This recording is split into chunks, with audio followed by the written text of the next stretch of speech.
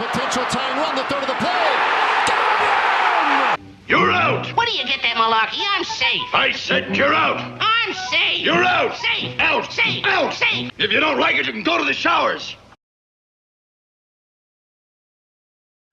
I loved playing cricket when I was a little kid. In fact, I started when I was 9 years old in the under-14s.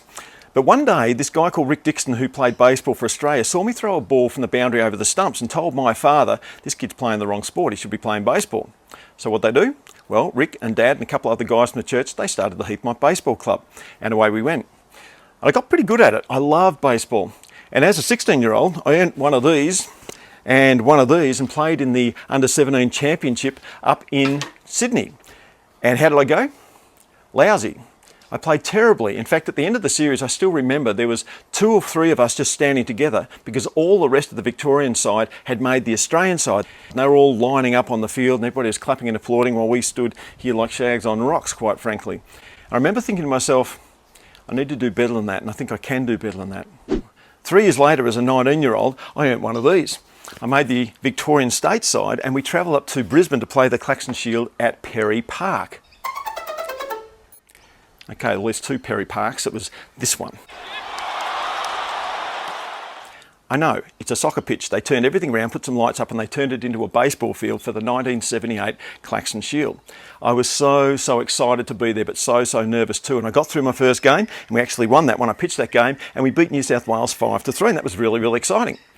Baseball's a real interesting game and it's changed a lot over the years. In fact, the supporters have changed over the years too. In fact, how they treat the players and how they treat the umpires have changed over the years too, which is probably a good thing. Way back when, you'd hear stuff like this. Kill the umpire! And in my second game that I pitched for Victoria against South Australia, I nearly did that. Let me explain. I had eaten a hamburger about 2 hours before the game. We're playing a night game against South Australia. And as the game just got started, I started to feel my stomach going south. And I realised that the hamburger that I'd eaten was obviously no good. And I felt worse and worse, but I didn't want to tell anybody because I didn't want to be pulled out of the game.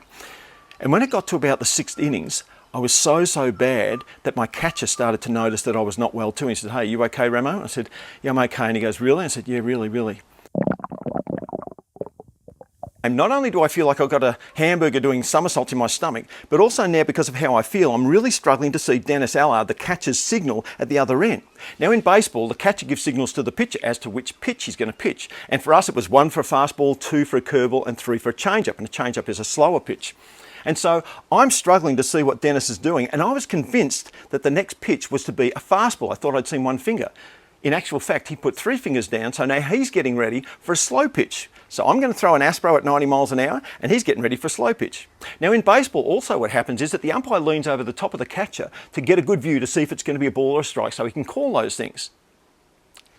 It's a recipe for trouble. The catcher thinks it's coming slow, I'm going to throw it fast. I let the thing go, and it went straight past Dennis and hit the umpire right in the face. He took about 3 steps and then boom, like a bag of spuds on the ground. Dennis Allard runs across to him, pulls his mask off and he goes, "This guy's all eyeballs." And so for the next 20 minutes, there are people running everywhere, an ambulance arrives and they put him in. I still haven't seen him move. They put him in the ambulance and they drive him off into the night sky and they give me the ball and say, "Johnny, finish the game." Now I've got 2 problems. Not only is the hamburger still doing somersaults in my stomach, but now I've just watched somebody and I don't know how they are and I've just hit him in the face and the ambulance flashing lights are heading off into the distance. We lost the game, but the series was magnificent. And unlike in the under-17s, I found myself at the end of that series standing with the Australian team. There was 3 of us, 3 Victorians. I'm on the end of this photo and you can see a 19-year-old teenager looking very awestruck by the whole situation. And the reason for that is because I was 19 years old and I was awestruck by the whole situation. The guy in the middle was a pitcher by the name of Brian Wonnacott. We knew him as Butch. And then the guy on the end was a guy called Johnny Hodges, who was a fantastic infielder and a great hitter too. And sadly, only 2 weeks before I'm making this right now, Johnny died of cancer. There's a lot of baseball people sharing a lot of memories at his funeral. But the series was fantastic. I earned one of these this time.